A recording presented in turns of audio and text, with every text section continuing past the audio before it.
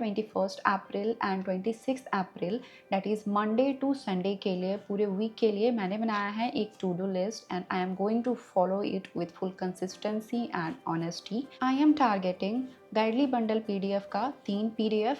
हर PDF में 60 questions होंगे, 20 English, reasoning, quants तीनों सेक्शन के लिए। उसके बाद निमिषा मैम का डेली एडिटोरियल करने वाली हूँ मैं, और निमिषा मैम का ही ग्रामर का बुक है मेरे पास, उसमें मैं 1 से 30 ग्रामर रूल इस बार टारगेट कर रही हूँ इस वीक के लिए। 5-5-5 हर दिन करूँगी मैं। उसके बाद स्मार्ट कीरा से करंट अफेयर्स करूँगी मैं अप्रैल 2nd वीक का, और at the end of the week on Saturday मैं लगाऊंगी एक फुल लेंथ का।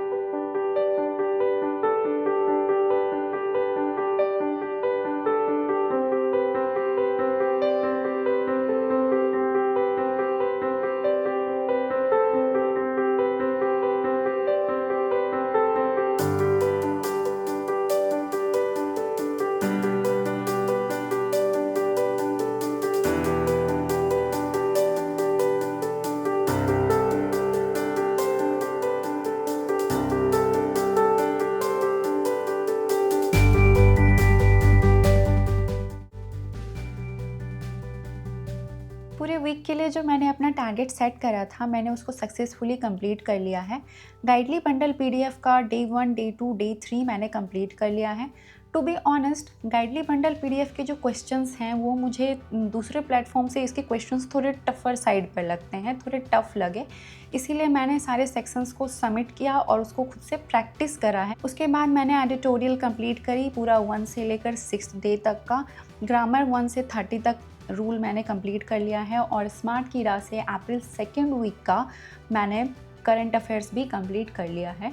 उसके बाद 26 को कल मैंने दिया था एक फुल लेंथ का मॉक।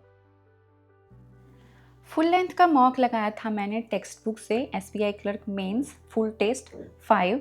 मैंने टोटल में यहाँ पर अटेम्प्ट करे थे 90, और मेरे जो मार्क्स बने हैं वो है 67.75, क्योंकि मैंने यहाँ पर जीके का बहुत सारा क्वेश्चन अटेम्प्ट करा था, क्योंकि क्वेश्चंस यहाँ पर बने हुए थे जनवरी, फरवरी, दिसंबर से बहुत सारे क्वेश्चंस थे, तो रिवीजन हो जाएगी सोच के मैंने जीके सेक्शन भी अटेम्प्ट करा है।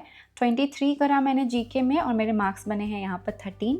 इंग्लिश में मैंने किया था 28 क्वेश्चन, 10 यहाँ पर गलत हो गया था और मेरे मार्क्स बने हैं 15.5।